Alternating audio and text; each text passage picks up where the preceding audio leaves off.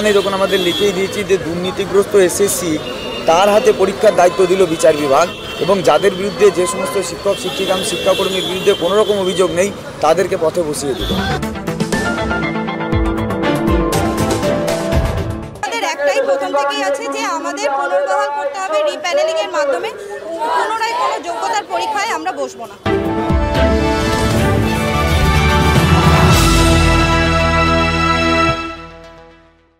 যোগ্য শিক্ষক শিক্ষিকা অধিকার মঞ্চের পক্ষ থেকে গড়িয়াহাট থেকে যাদবপুর বাসস্ট্যান্ড পর্যন্ত ধিক্কার মিছিল ও ন্যায় বিচার যাত্রা হলো।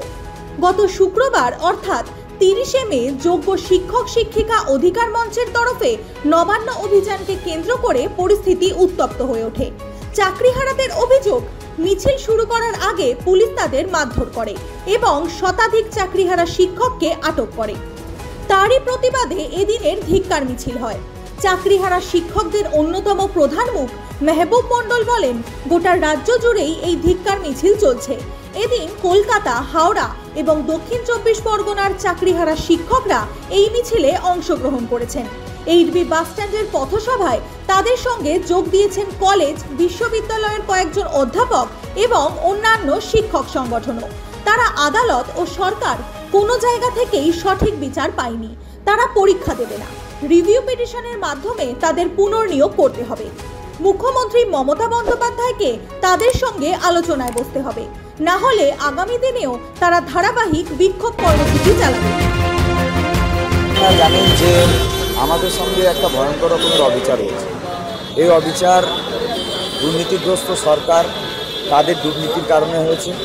পাশাপাশি বিচার বিভাগের যে নিরপেক্ষ তদন্ত, সেই তদন্তটাও নিরপেক্ষ যে জাস্টিস, সেই বিচারটাও আমরা যথাযথভাবে পাইনি। উপযুক্ত তথ্য ছিল, তদন্ত কমিশনের রিপোর্ট ছিল, তারপরেও আমরা পাইনি।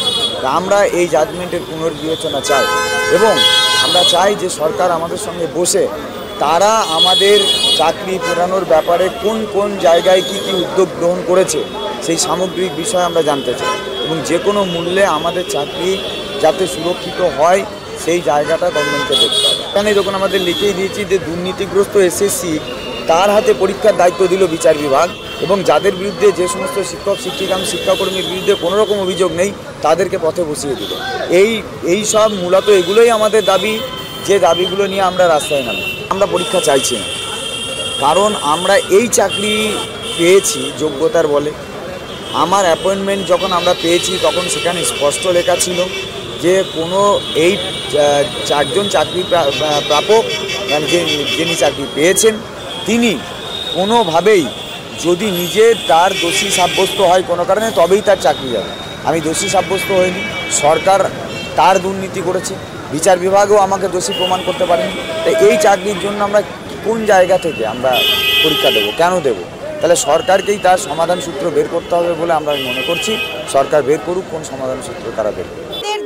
আজকে অ্যাকচুয়ালি এটা একটা ধিক্কার মিছিল, আমাদের এগেনস্টে পুলিশের যে বর্বরোচিত আচরণ তার এগেনস্টে এটা একটি ধিক্কার মিছিল এবং সমাবেশ এইচবিতে রয়েছে।